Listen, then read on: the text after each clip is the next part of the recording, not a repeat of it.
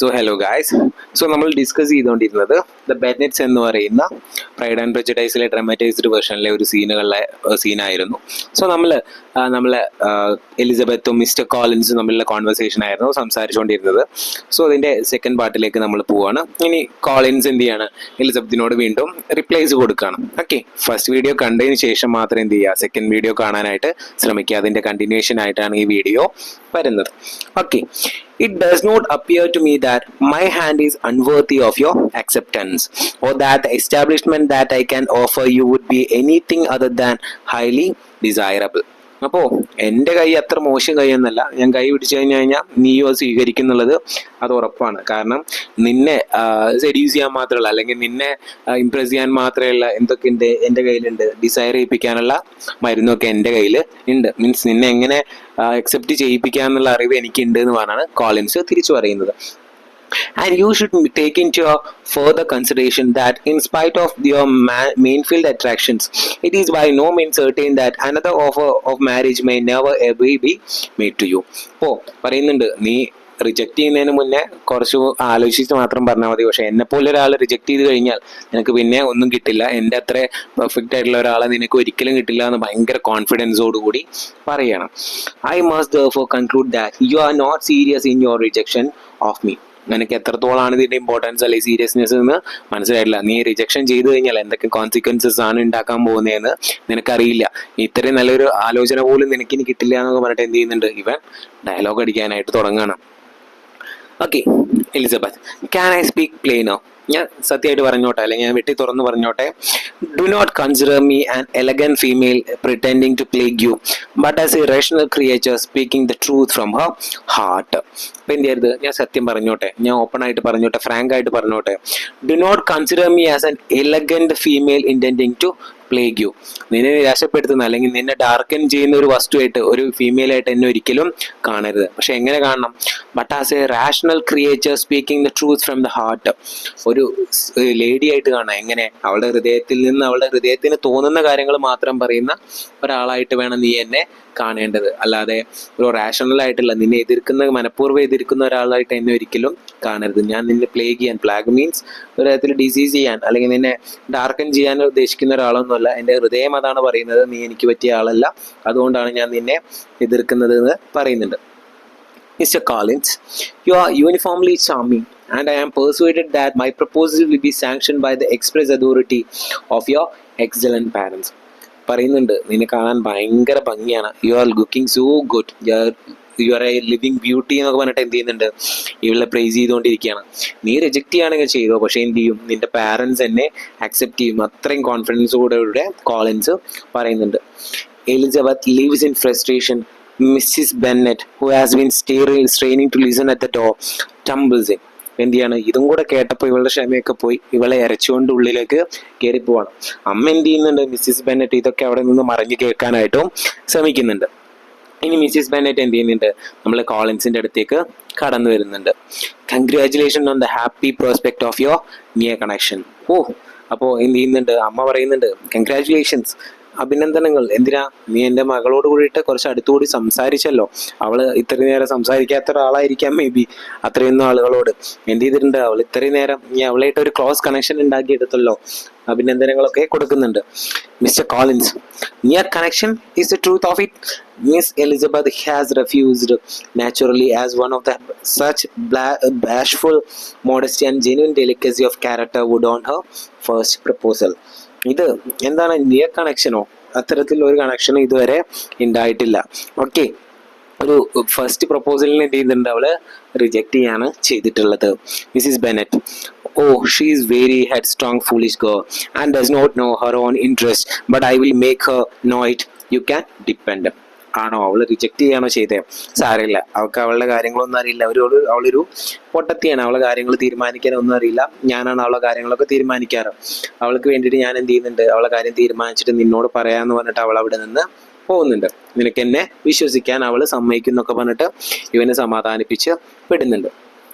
Mister Collins, pardon me for interrupting you, madam, but if she is really headstrong and foolish, I know not whether she would altogether be so very desirable a wife. If she actually persists in rejecting my suit, perhaps it were better not to force her, because it is liable such detects temper. She could not contribute much to my felicity.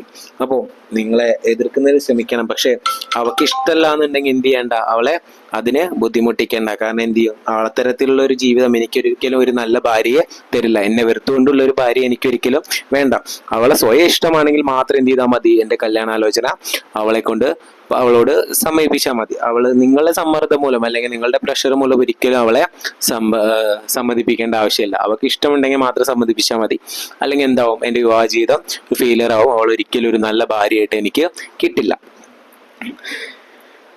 Mrs. Bennet, sir, you quite misunderstood me. In everything else, Lizzie is good as natured girl she ever lived.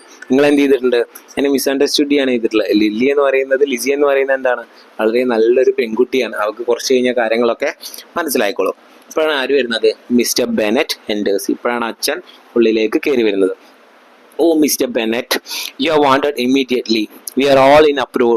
You must make Lizzie marry Mr. Collins, and if you do not make he will change his mind and do not have her.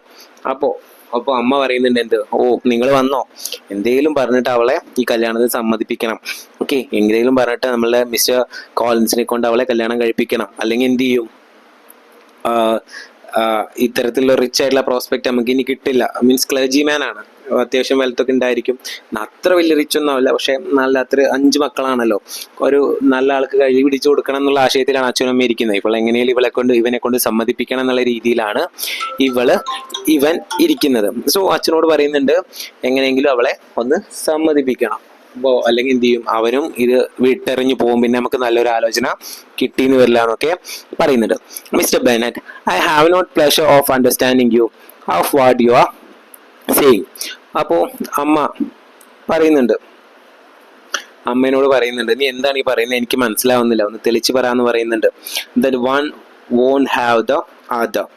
എന്ത് ചെയ്യുന്നുണ്ട്, ഒരാൾക്കും നല്ലത് കിട്ടാനായിട്ട് പോകുന്നില്ല. Mrs. Bennet, then it seems a hopeless business. Mrs. Bennet, Mr. Bennet, then it seems like hopeless. അതിൽ പിന്നെ വലിയ പ്രതീക്ഷയുന്നുണ്ട് തോന്നില്ല, അവർക്ക് താല്പര്യമില്ലെങ്കിൽ അതങ്ങനെ പൊക്കോട്ടെ. Tell Lizzie that you insist upon her marrying Mr. Collins. അപ്പോൾ അച്ഛനോട് പിരികൂട്ടിയിട്ട് അമ്മ പറയുന്നുണ്ട് എന്ത്, അച്ഛൻ പറയണം എനിക്ക് നീ കോളിൻസിനെ കല്യാണം കഴിക്കുന്നതാണ് ഇഷ്ടം, അതുകൊണ്ട് ലിസി അല്ലെങ്കിൽ എലിസബത്ത് നീ എന്ത് ചെയ്യണം, കോളിൻസിനെ കല്യാണം കഴിക്കണം എന്ന് അവളെ കൊണ്ട് നിർബന്ധിപ്പിക്കണം എന്ന് പറയുന്നുണ്ട്. Mr Bennet, let her be called Mrs Bennet Lizzy. ഇപ്പം എന്ത് പറയുന്നുണ്ട്, അവളെ വിളിക്കുക, നമുക്ക് ചോദിക്കാമെന്ന് പറയുന്നുണ്ട്. അപ്പോൾ ലിസി എന്ത് ചെയ്യുന്നുണ്ട്, അങ്ങോട്ട് കടന്നു വരുന്നുണ്ട്. Mr Collins, and I shall retire from this familiar scene hit does. ഇപ്പം എന്ത് ചെയ്യുന്നുണ്ട്, ഇനി നിങ്ങൾ അമ്മയും അച്ഛനും കൂടെ സംസാരിക്കുക അവളോട്, ഞാൻ ഇവിടെ നിന്ന് പോവുകയാണെന്ന് പറഞ്ഞിട്ട് എന്ത് ചെയ്യുന്നുണ്ട്, അവൻ അവിടെ നിന്ന് ലീവ് ചെയ്യുന്നുണ്ട്. Okay. Mr. Bennet, come here, child. I understand that Mr. Collins has made you an offer of marriage. Elizabeth, it is true, sir. Mr. Bennet, and this offer you have received. Elizabeth, I have, sir. അപ്പോൾ ചോദിക്കുന്നുണ്ട്, മോളെ ഇങ്ങോട്ട് വാ, എന്ത് ചെയ്തിട്ടുണ്ട്, ഇയാൾ നിന്നെ propose ചെയ്തിട്ടുണ്ട്, നീ അത് റിജക്ട് ചെയ്യുകയും ചെയ്തോ എന്ന് ചോദിച്ചിട്ടുണ്ട്. അപ്പോൾ അവൾ പറയുന്നുണ്ട്, ഫ്രാങ്ക് ആയിട്ട് ജെന്യൂൻ ആയിട്ട് പറയുന്നുണ്ട്, കാരണം അവളെ ഹാർട്ട് പറയുന്ന ഒരാളല്ല Mr Collins. So she gives replies that I do not have any interest on him. എനിക്ക് എന്തില്ല, അവനെ കല്യാണം കഴിക്കാൻ ഇഷ്ടമല്ല, എൻ്റെ മനസ്സതിനെ സമ്മതിക്കുന്നില്ല. Okay. Mr Bennet, your mother insist upon you accepting it. Is it so? Not so Mrs Bennet. അപ്പോൾ അച്ഛൻ ചോദിക്കുന്നുണ്ട്, നിന്റെ അമ്മ നിന്നെ ഭയങ്കരമായിട്ട് നിർബന്ധിക്കുന്നുണ്ടല്ലേ അയാളെ കല്യാണം കഴിക്കാനായിട്ട്, അങ്ങനെയല്ലേ എന്ന് ചോദിക്കുന്നുണ്ട്. അപ്പോൾ മിസ്സിസ് ബെനറ്റ് പറയുന്നുണ്ട്, അമ്മേനെ പറയുന്നുണ്ട്, yes, or I will never see her or talk her again.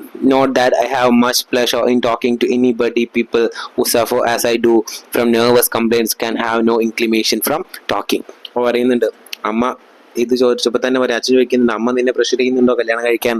അപ്പോൾ അമ്മമാരുടെ സ്ഥിരം ഡയലോഗ് പറഞ്ഞിട്ട് പറയാം, ഒരു അമ്മയുടെ ദുഃഖം നിങ്ങൾക്ക് മനസ്സിലാവില്ല, അവളിനി അയാളെ കല്യാണം കഴിച്ചില്ല, ഞാൻ അവളോട് ഒരിക്കലും മിണ്ടാൻ പോകുന്നില്ല, സംസാരിക്കാൻ പോകുന്നില്ല എന്നൊക്കെ പറഞ്ഞിട്ട് സെന്റിമെന്റൽ ഡയലോഗൊക്കെ അവിടെ അടിക്കുന്നുണ്ട്. Okay, Mr. Bennet. So Elizabeth, an unhappy alternative is before you.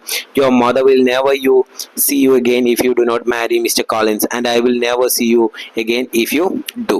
അപ്പോൾ പറയുന്നുണ്ട്, അച്ഛൻ പറയുന്നുണ്ട്, നിന്റെ അമ്മ നീ അവനെ കല്യാണം കഴിച്ചില്ലേ നിന്നോട് ഒരിക്കലും സംസാരിക്കും ഇല്ല എന്നാണ് പറയുന്നത്. പക്ഷേ okay, you will never see you again if you do not marry Mr. Collins, and I will never see you again if you do. അപ്പൊ എന്ത് ചെയ്യാണ്, നീ അവനെ കല്യാണം കഴിക്കുകയാണെന്നുണ്ടെങ്കിൽ, നിനക്ക് ഇഷ്ടമുള്ള ഒരാളെ നീ കല്യാണം കഴിക്കുകയാണെന്നുണ്ടെങ്കിൽ ഞാൻ നിന്നെ ഒരിക്കലും കാണില്ല, അല്ലെങ്കിൽ നിന്നെ ഒരിക്കലും ഇഷ്ടപ്പെട്ടില്ല.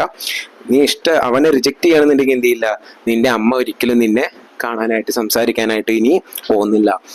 Elizabeth smiles. Mrs Bennet for once is speechless. അപ്പൊ ഈ അച്ഛന്റെ റിപ്ലൈ കണ്ടപ്പോൾ തന്നെ അമ്മയ്ക്ക് മനസ്സിലായിട്ടുണ്ട്, അച്ഛൻ മകളുടെ സൈഡാണ്. അവളുടെ ഇഷ്ടത്തിനെതിരായിട്ട് അയാളൊന്നും ചെയ്യാനായിട്ട് പോകുന്നില്ല. നീ അവനെ മാരി ചെയ്യുകയാണെങ്കിൽ ഞാൻ നിന്നെ ഒരിക്കലും ഇനി കാണില്ല എന്ന് പറഞ്ഞിട്ട് അച്ഛൻ എന്ത് ചെയ്യാണ്, ഇവളെ സപ്പോർട്ട് ചെയ്തുകൊണ്ടാണ് പറയുന്നത്. അപ്പൊ അമ്മയുടെ ഒരു അഗെയിൻസ്റ്റ് ആയിട്ടാണ് ഇവിടെ കാണാനായിട്ട് കഴിയുന്നത്. So this is all about the speech in the Bennett scene.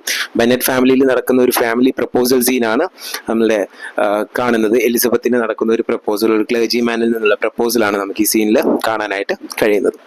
അപ്പോൾ മനസ്സിലായി എന്ന് വിചാരിക്കുന്നു. നിങ്ങൾക്ക് എന്തെങ്കിലും ഡൗട്ട്സ് നിങ്ങൾക്ക് കമൻറ്റ് സെക്ഷനിൽ ചോദിക്കാം. Okay, thank you.